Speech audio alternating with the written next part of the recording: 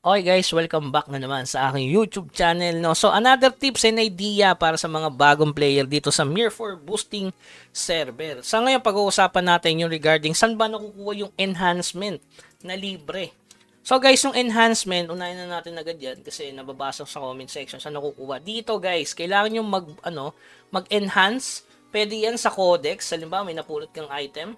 So halimbawa ito, hanapin mo yung codex niyan para hindi ka magsayang ng enhancement na ito. So, since kakaunti lang to, kailangan mo talagang bumili sa market para ma-meet mo lahat. Lalo na yung mythic. Itong mythic na to, maganda to sa plus 4 tapos babasagin mo. Para pag in-enhance mo, possible na mag 2 ups siya. Kasi dun sa plus 5, possible na mabasag yun. Pag kaya lahat ng item dito ginagawa mo ng plus 4 tapos gagamitan nung mythic. So, ayan. Dito siya nakukuha mga boss. Susunod na yung mythic kapag na-meet mo yung 750 yan. Marami. Meron ditong epic enhancement din. Dalawa. Tapos mythic uli. Ayan. Enhancement uli. So, ano yan? Domino. Pababa na yan. So, ayan. 900. Tapos ito yung hindi nababasag. Kahit plus 7. Tapos ipa plus 8 mo. Hindi yun mababasag. Tawag dyan is Divine Dragon Enhancement Stone. Para sa mga bago. Guys ha. Alam na ng iba yan.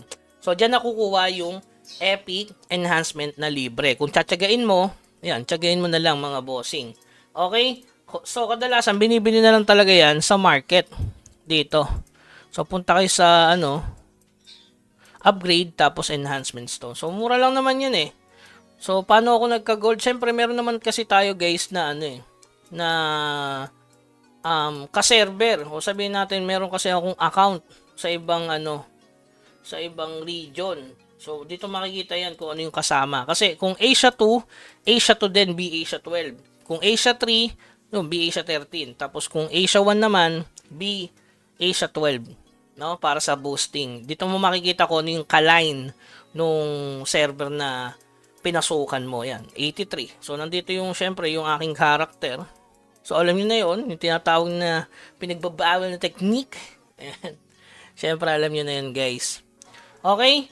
So, yung pangalawa naman, may nag-a-ask kung ano ba mas maganda, pa-level or request or conquest. Guys, kahit ano unahin nyo doon kasi papipigilan din naman kayo eh. Sample, ito. Kailangan ko mag-reach Tower Conquest Stage 10 para sa main quest. So, kailangan mo din ipa-level to para makapag-open ka din ng pet. So, may nakita ako nabasa din, bakit naging 4 to. So, kailangan mong i-portal Stage 10. So, ito yon. Since portal Stage 7 na to, yan. Tapusin mo lang din to. Isabay mo na. Kasi may ipit ka din sa level eh. Kapag hindi mo na-upgrade itong conquest. Ayan. So hanggang level 90 lang ako. So kung hindi ko siya mapapa-level, hindi ako aabot sa 100 kung di siya Tower Conquest 9. Kung 10, ayan. Level 100 yung sagad. Kailangan ko 11 para 110. Hanggang 12, 13 yung susunod para 120. So talagang asikasuhin mo tong Tower of Conquest. Madali lang naman yun guys eh. No? So halimbawa ito, Snake Pit Labyrinth Common Mission. O, accept mo lang lahat yan. Pag natapos yan, yun. Tapos na yung isang mission. Ang pinakamahirap lang dyan ipa-level, syempre, etong Holy Shrine. Ayan. Complete Myriad Needle. So marami namang, marami namang content yan sa YouTube. Panoorin nyo na lang guys. Ito, tapusin nyo agad to ni Pariok Sword. Pinakamadali yan.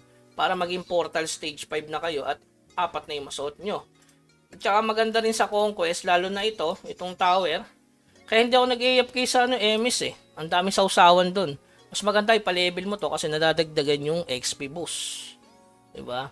So, saka ka mag-luring para sulit. Pag mas lima yung pet mo, mas maganda siya. Tapos maganda rin sa Conquest, dyan tumataas yung PS.